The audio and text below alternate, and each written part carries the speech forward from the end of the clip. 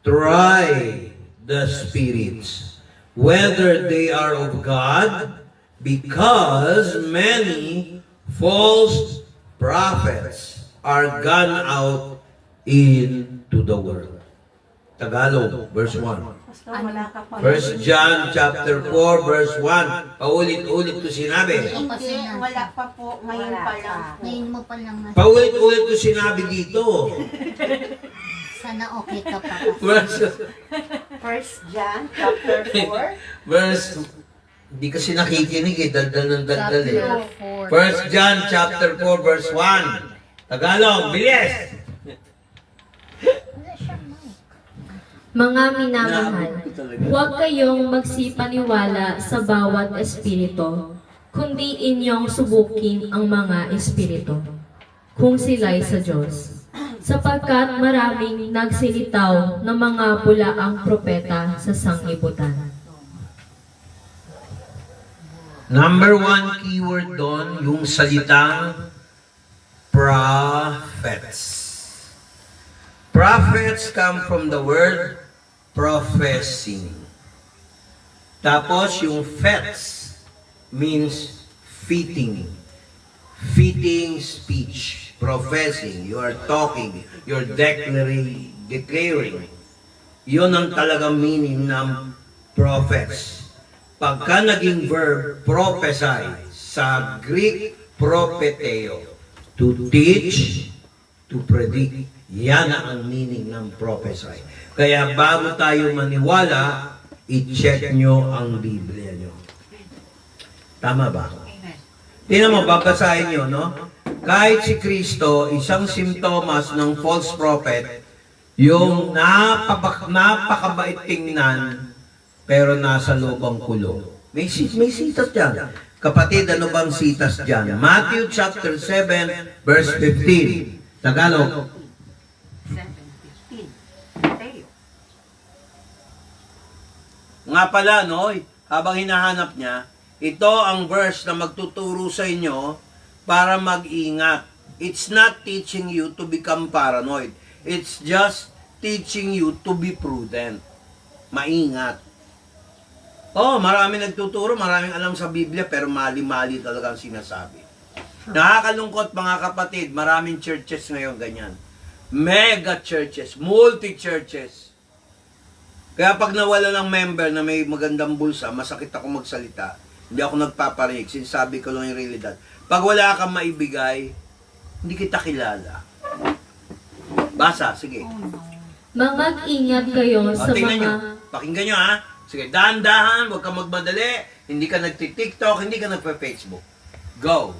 Mag-ingat kayo sa mga bulaang propeta na nagsisilapit sa inyo na may damit tupa, datapwat sa loob ay mga lobong maninila. Alam niyo yung lobo? Hindi balon ha. Wolves. Wolves. Ano yung maninila? Umaatungal na aso. Sa ibang version, umaatungal na aso. Mag-ingat daw tayo. Sino ba yung mga ganyan? Hindi ba? May mga politiko, mukhang banal. O, hindi naman si Bong Revilla yan. Mukhang banal. Wala akong binanggit ang pangalan ha, baka malibel tayo. Wala, hindi ako walang banal, bangag pala. Ay, wala akong binanggit ang pangalan. So, ibig sabihin, pagka ganon, mag-ingat tayo.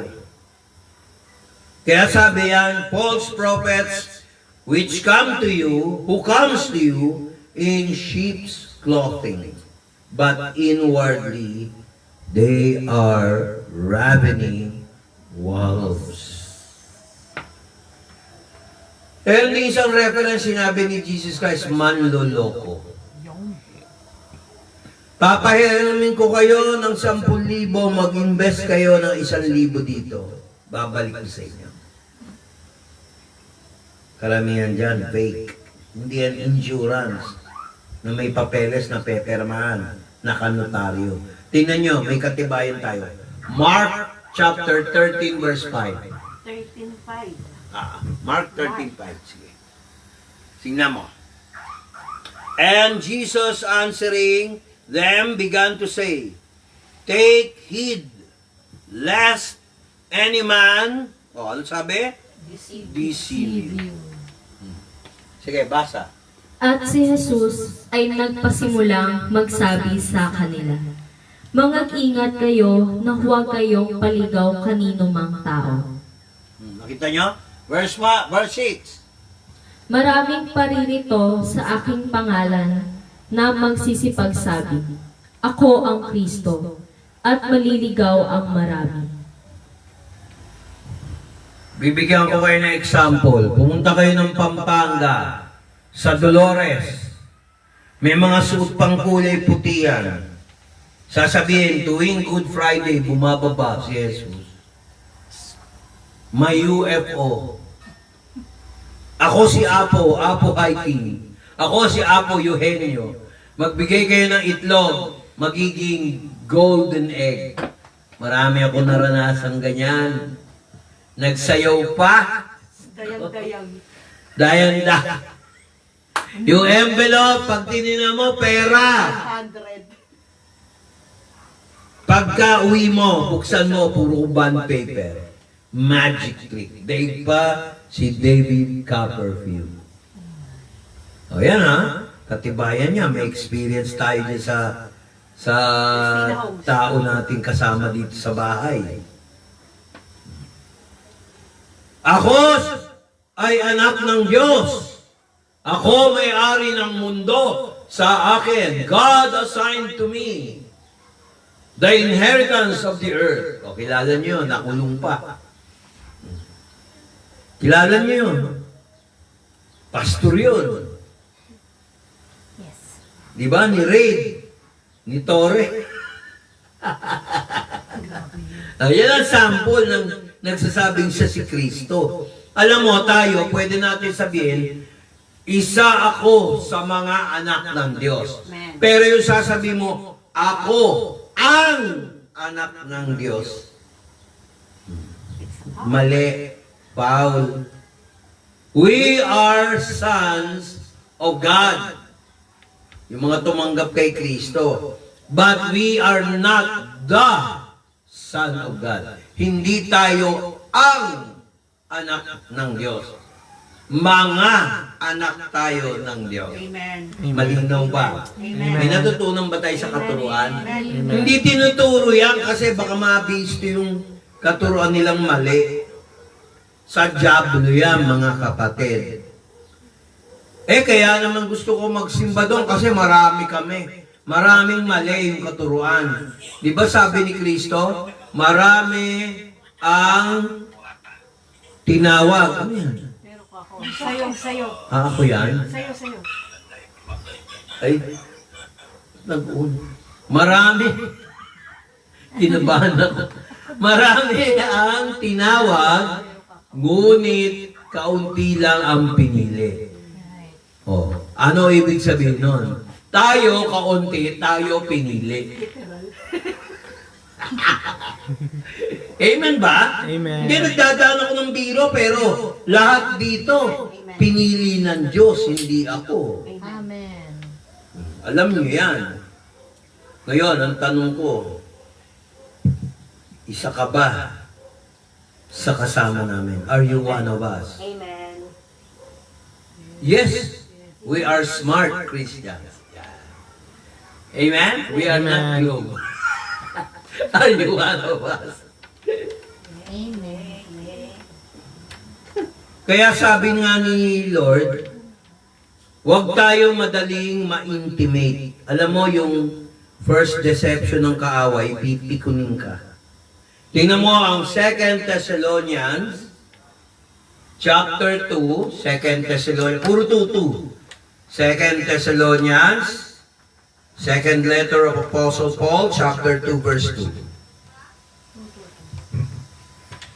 Upang huwag kayong madaling makilos sa inyong pag-iisip, at huwag din naman kayo mabagabag maging sa pamamagitan man ng Espiritu, o sa pamamagitan ng salita, o sa pamamagitan ng sulat, nawari mula sa amin.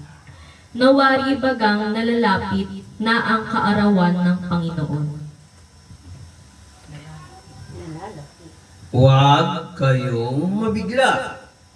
Huwag kayong marakal. Huwag kayong mapikon. Kasi pagdating ni Jesus, yung kaarawan ni Kristo ay parating na. Malapit na. Ayan o. That all of you be soon shaken in mind or be troubled, neither by spirit, nor by word, nor by letter as from us, as the day of Christ is at hand. Sabihin niyo kung mali yung sinabi ko. Biblia na turo yan. Mag-iwas kayo sa mga katuruan ng iba. Hindi ko naman sinabing magsara kayo ng mata para wag matuto ng bago. Pero kadalasan ngayon, pag tinira ang kasulatan ng Biblia, tandaan nyo, deception yan. Pag nagsuri, kasi ganito yan eh. May magsasabi, yung Biblia ninyo, bawas. Kami, ang Bible namin, 72. Kami, 88. Alam nyo ba yon? Hindi nyo alam, kasi hindi kayo nagbabasa. Hindi kayo nagre-research. Maganda, suriin nyo. Sabi sa John chapter 5, verse 39, suriin nyo ang kasulatan kung alam nyo nandoon ang buhay na walang hanggan. Ang nagsabi niyan si Jesus Christ. Ang problema, katulad ito, bibigyan ko kayo ng sample bago tayo pumunta dyan. Sa next verse. Merong grupo malaki sa Ethiopia na isa yon sa mga bansa sa continent of Africa. Nandun din ang Egypt, nandun din yung old century early churches. Ang claim nila, ang Ethiopian Bible, 88. Sa Catholic, 72. Sabi nila, marami raw binawas sa Biblia natin sa King James. Papatunayan ko sa inyo. Ang problema ng Ethiopian Bible, sa dami ng mga laman, sila mismo mukhang hindi nila binasa. Example, sabi nila sa Ethiopian Bible, si Kristo daw ay hindi ipinako sa krus. Ano ang kaparehas na doktrina niya? Sa Quran. Ano rin, saan mo makikita sa Biblia? Sa Book of Matthew, nung pinabantay ni Pilato, governor, nung time na yun, bantayan nyo yung nicho.